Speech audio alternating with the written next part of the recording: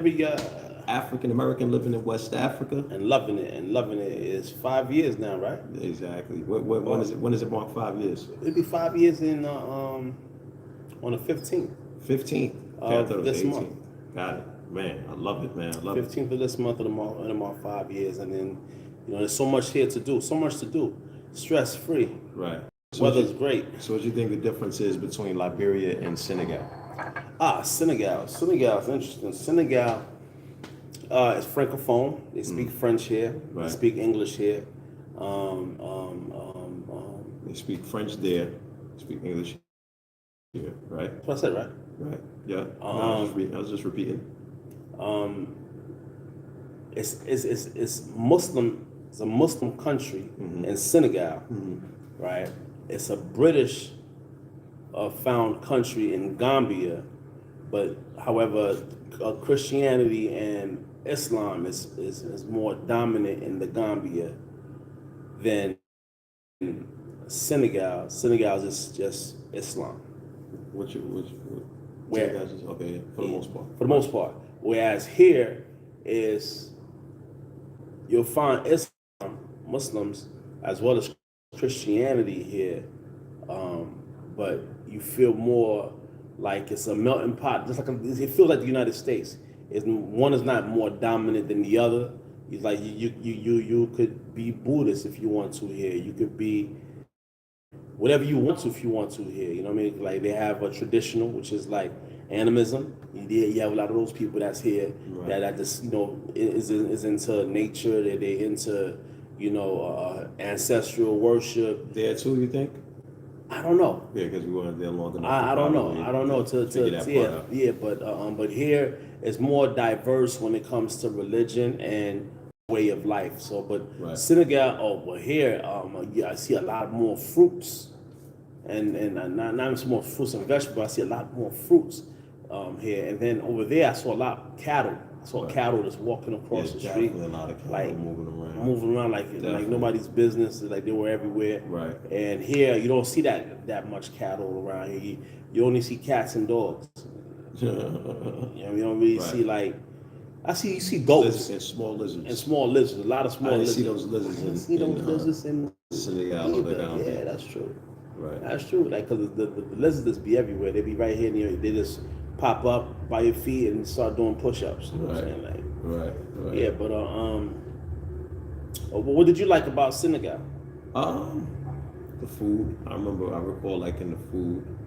I recall liking the downtown area where I saw those properties that were really well developed, and the street was, all the streets were paved like that. So that's my first, what's it called, introduction to West Africa, to the continent period. Right. So to see that area was like, oh snap! But I already kind of learned that, because I remember in 2008 when I first was like, yo, I want to go to Senegal. They were selling property. Somebody was selling a property in Senegal for $250,000 back in 2008. I remember. And I'm assuming that's probably in the same area we was at. I remember the downtown. We were at one building with, I think it was 2008, 2017. Not 2008. It's when that property was being sold, because it was when we had the Metro PCS store. Wow. In Athens, and I had found it online. I think I might have mentioned it to you. Wow. And it was 2008, because I remember standing there at the booth, and actually looking at the property. I remember telling you, that was a while ago. I remember telling my mother as well. And but yeah, so everything that I had saw then, I saw when I got there. I mean, as far as like, okay, they got properties like that. Then I actually got a chance to see what those properties look like. So we were on some street to this day, and I guess even in Ivory Coast, I can't even say that I saw a street like this one in Senegal. I don't know the name of the street, y'all. I was in Dakar, but there was no compound gates. Like, in Cote d'Ivoire, they still had areas with compounds. You have a doorman. In order to get inside. They had apartment buildings and stuff like that. Right. But everything, obviously here in Liberia, everything is behind a big gate and a wall. Right. And in Ivory Coast is kind of like that as well, and as well as in Sierra Leone too. So this part of Senate, this part of Dakar, the properties were like townhouses right next to each other. Beautiful, beautifully paved street Right. on a hill. I just remember looking like, yo, wow, this is like, something that, I was seeing. I don't even want to say, I can't even say Atlanta because the houses were close together. You know what I'm talking about? Right. Like, Like in Queens. So yeah, it felt like summertime in New York somewhere, or even summertime in Jersey City somewhere. Right. On a nice street in Jersey City. So I like that about it. Yeah, it was nice. And then it was in that promotion, the Ministry of Promotion, Investment Promotion. Okay. It was all glass. You remember the all glass? I remember the all glass building. Very nice. I really do. I remember looking over the city like, oh, this is incredible. Mm-hmm. Yeah, I really appreciated that. What about the clothes? Do you remember what people were wearing? It was a lot of jalabias, but I did see the Western, regular European shirts and pants, but a lot of jalabias, a lot of turbans. Yeah. Turbans? Well, head wraps. Okay, that's turban. So I saw a lot of those. Yeah, they did have those. And They did have those. but it's very aggressive. You know what I mean? Like not. It's like don't mess around type vibe with the police. Where over here in Liberia, it's really lax. Right. The police smiling. You know what I'm saying? They're not too much pressurized. You know what I'm saying? Or to you feel uncomfortable. But if you're out of line, you know what I mean. If you really are out of line, meaning you ain't got no license plate, you ain't got no license, Right. and then you dead to the wrong, they got you. You got to break bread. Not only you have to break bread, but if you're trying to argue, Right. they're gonna make you're gonna have a bad day. Yeah, they You're definitely. just gonna have a bad day. Yeah. You know what I mean? But so one thing I did get about being African American and living in Liberia is, because in the States, you know what I'm saying, a lot of times you'd be dead wrong too. You just got the car, had the car for about a month or two, didn't get no plates. You only driving on your learner's permit, and you're dead to the wrong. You follow what I'm saying? Right. But the difference is you're going to jail. Yeah, you definitely go to You jail, are right. going to jail. You know what I Definitely mean? going to jail. You might be released the same day, but you are going Definitely going to to jail. You know what I'm saying? Definitely going to jail. But the difference here is like, you're able to negotiate your way out of They it. argue with the You know what I mean? police. Yeah, you can't argue with the cops. I mean, the white people can argue with the white Americans can argue with the police in America. In America, they got their Black Americans Yeah, cannot. they'll allow the person, the pedestrian. I've to seen ultimate digress. disrespect, bro. Yeah, I've seen yeah. the white people ultimately disrespect police officers. Yeah. I've never seen that. I mean, I can't say I've ever seen that from an African American. Right. Not disrespect. I've seen outwitting. I've seen the African American showing that the officer, I know the law, Right. and you can't play me, and I'm gonna play you by showing you I know the law. Now, Right. I've seen that, and Right. of course that's embarrassing too. That's but these cops don't even know the law. I remember somebody was breaking it down. Even there. They don't. Yeah, I'm not talking about that. I'm talking Okay. about America. Like, forget about out here, man. Honestly, they probably know the law. I'm going to say they know the law more here than they do over there, and they still more lenient here than they are over there. Yeah, they got a point to prove here, so they have. When it comes to knowing the Well, law, they know, period, Yeah, exactly, period.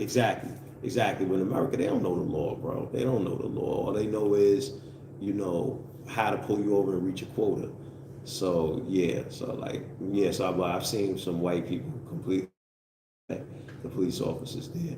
And not saying that's something that you want to do, but I love the fact that you're able to talk to the police here, like, like you ain't got to be scared. Like, fear factor is immediately taken out of the equation.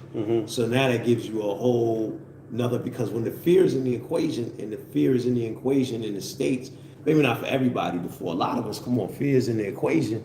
And when the fear is in the equation now, heart's pumping, adrenaline, Right. You know what I mean? Everybody's on edge. Right. You on edge. So a lot of times you gotta make the officer feel, you gotta de-escalate the officer. It's not, man, most of the time, my experience, I most of the time had to de-escalate out. I'm always having to you good. I don't got this. I'm not, I don't got guns. Da da da da da. All those different things.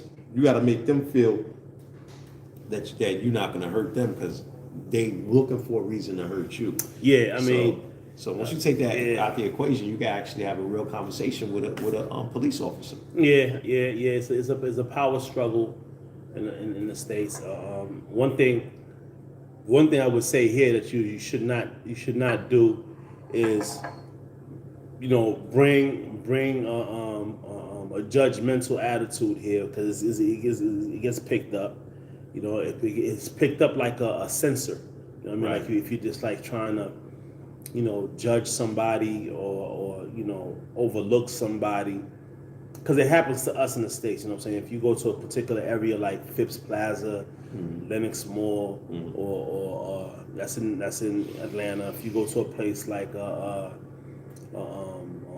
Copley in Boston, you know what I mean, Harvard, Cambridge, that's and also in Boston. But those areas are like the well-to-do, and when people even talking to you, if you're trying to buy something, they speak to you in a real condescending way. You know what I mean? So that type of vibe, you don't want to bring that vibe over here because everybody's like really open, like welcome, and like they Right. really going to show you love. So Right. you want to just come and show love and really be genuine and really treat this. This is the time to really feel open and feel that love and give that love back. Like you ain't got to worry about it. You know what I mean? Like because the $1 is 150 of their dollars, so you can actually give somebody a couple of $100, right? And they'll really be appreciative of that. And this is one of the places in the world that you actually can do that. You can come here and show love that way, and even help them, whether it's with their speaking or correcting, because they love to learn how whatever it is, like you're able to correct them and help them. So I say that to say, when you come here, you don't have to, put your nose in the air. This is the place where you just come through and just really feel free and live life, and because you're welcome, and it's all good. You know what I mean? So it's one of the things that one of the pointers that I wanted to put on Mark is that you don't have to put your nose in the air, come through, act yourself, because at the end of the day, we just like everybody else. You know what I'm saying? Like we want to laugh, we want to have a good time, we want to get some food to eat. You know what I mean? All those norms, keep it norm when you get here. No, that's a fact. And speaking of their language they're speaking, because obviously everybody speaks English here. Unlike Senegal, where most people spoke French, right. or Wolof, right, which is the big tribe Native. there, indigenous dialect. Here is English. It's a they got what they call Colloquial, which Right. is like I guess colloquial, and it's like what they call patois. Like it's like It'll be Ebonics to a degree. Yeah, I would say more patois because of you hear foreign accent, but you hear foreign accents in certain parts of the states that you're not familiar with. If you're in Texas or you're in Atlanta, you're from up north, that becomes super foreign. But what I realize is that they actually have a very, very, very good vocabulary, Right. when it comes to English. Like so the words like they don't say morning, meaning like they only say good morning when it comes to the morning in the beginning part of the day. But if somebody died, they don't use the word mourning. They use the word bereaved. So and I think these are like it feels like some of these words are like old English words. Like Right. it's a couple words that I'm like, and again, it's still American, but it's old American. And I guess probably the 1800s, late 1800s, early 1900s, when those African Americans were coming over, they was bringing there was still like a lot of old English in the American language. That's what I'm thinking. Because some of the words I hear here, I'm like, damn, do they still utilize that? Like, I know, right? Like, is that even still used? Right. Bereaved is one of the ones that I could think of right now, but it's a few of them. And when you get a Liberian, listen, Liberians are very articulate, very, very articulate, man. Especially when they start talking about the history of Liberia. Right. Listen, man, listen, the history of Liberia, oh my gosh. The history of Liberia is like, you know what I'm saying, the assassination of JFK, what's that called? What's that gate called? Watergate. Watergate, Roswell, the assassination of Martin Luther King. Right. It's like all in one. Just imagine it's there. one to the next. Like you go from one, conspiracy to the next. Like, and it's crazy. No, it's there. The presidents that was killed to who was involved, international people like It's CIA. Like you be like, yo. So when they start getting into talking about the story, it's pretty amazing. Yeah, pull out the popcorn. It's pretty amazing. And so let me ask you a question. Was Liberia ever colonized? I want to say yes and no. And I don't know I don't know if I'm able to say yes and no to be politically correct, but yes, due to the fact that they bought land, and they that bought the land wasn't the Africans. Well, wouldn't that be a no then? If they bought the land, if they claim they bought it, if their claim is correct, It would be a yes. Okay, it was go. colonized okay. because They bought land from the American Indians too, right? The Native Americans. No, see, You see, they bought land right? when they got here, and this is after years of learning, because the rabbit hole is pretty deep with It this is. particular subject, Right. right? They bought land when they got here, but in buying the Who bought land, land? Black or white? it was the ship, White people. the white people, whoever was manning the ship. Right. I forgot the guy's name, but it was a white guy that bought the land. Yeah, whoever was Right. manning the ship, who was a part of the crew. Right. It wasn't necessarily the crew members that came and decided, you know what, I'm here. They brought me here, and I'm ready to buy land. You know what I'm saying? And it would have been different if it would have been the When you say crew members, what are you talking about? African Americans. I don't even know if there was African Americans on that original shit Had that to be. came to buy that land. No, it had to be because they had just left from Sierra Leone because of the mosquito infestation. So they were fleeing, like they fled. We'll have to definitely do the research on that. That is true that there was going from one place to the next, but to say that there was a black on a part of that trip, I mean, it's not when like they purchased the land. but it's not like a I don't vehicle. know. It's not like a vehicle that I'll be back for you. Let me ask you a question. ACS was implemented by who? Black or white people? White people. Okay. ACS was put together. If I'm correct, and I don't know. I know the person that bought the land was white, and based on what I remember, I think everybody on that ship, on that expedition to buy the land, because I think they went on that expedition to purposely buy the land to fulfill what the American Colonization Society was intending to do, they were all white. But I'm not sure. I'm gonna check. Y'all go do the research. Y'all can look it up. Last year was the bicentennial. 2021 marks. It wasn't really a bicentennial. 2022. It wasn't really a bicentennial because that bicentennial would be wrapped around the sovereignty, right? Right, which is really supposed to be 1847, which would have been 2047. So we got 20 years. But they wrapped it around. What did they wrap it around? They wrapped it around when the African Americans first came back. Here, which is good. And it was purchased in 1821. It was what? It was purchased in 1821.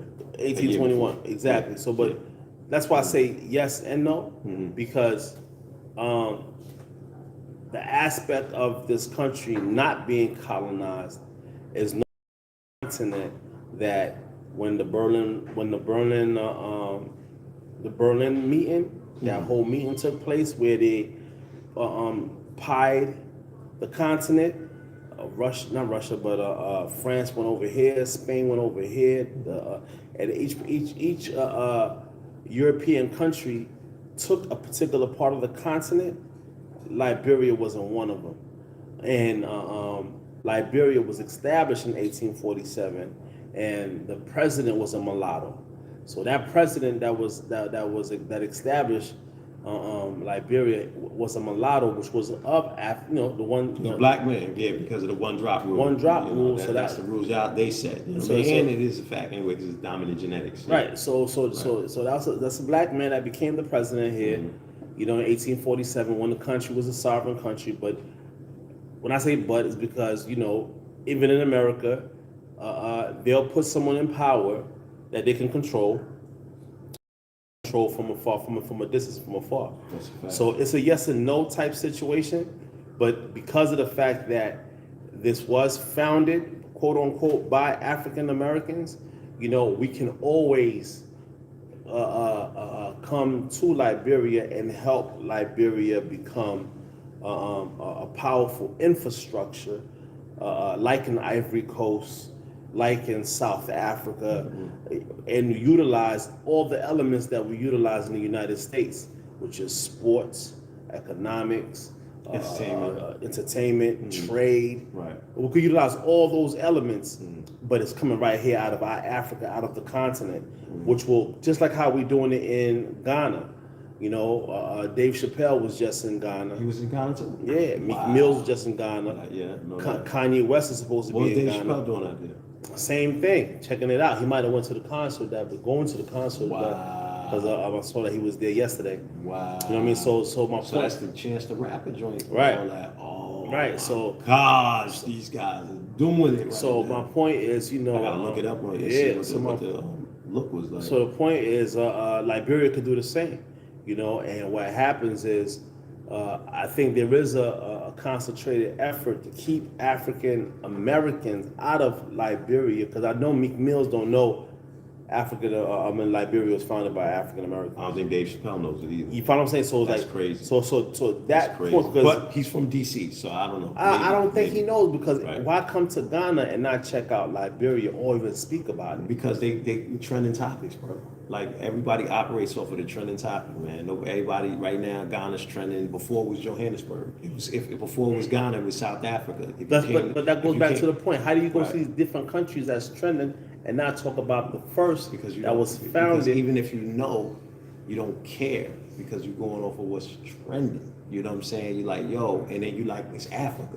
There's still a mindset, like, until you touch ground, there's still a mindset that like all of Africa is the same. The funny thing is, I was on a call in Clubhouse, right? And definitely check out our Clubhouse, Journey Home Africa.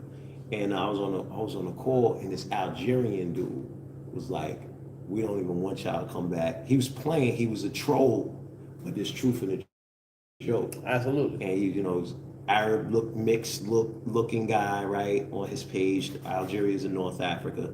And he was like, we don't want y'all to come back home, so on and so forth. So it was interesting because I was like, prior to, coming here, and that the whole Clubhouse call was trying to get people in the mindset that, Africa is 54 countries. It's not, because we generalize, which is still gonna happen, because my girl, when you ask her something and you be like, yo, why you do that? She said, I'm African.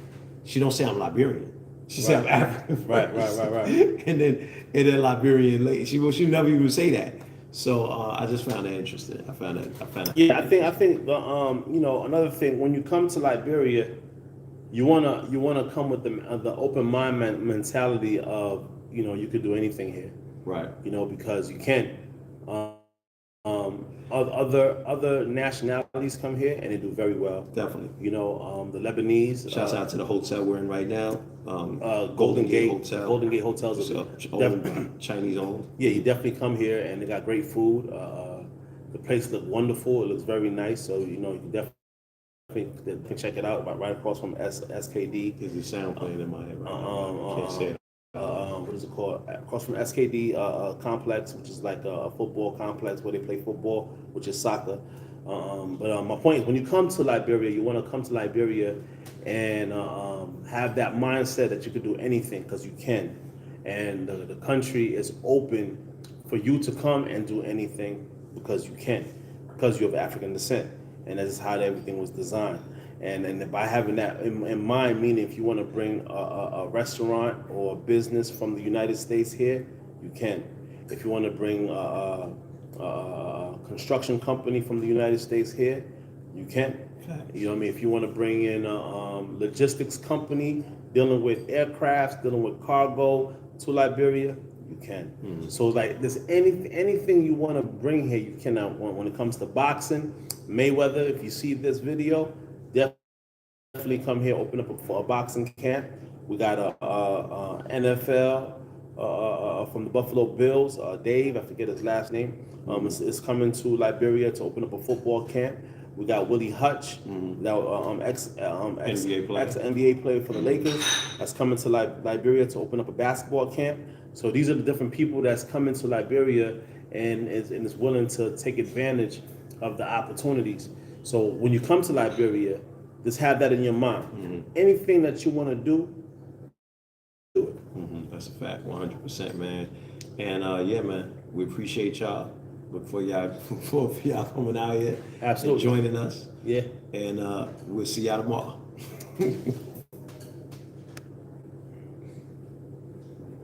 All right, good. Yeah.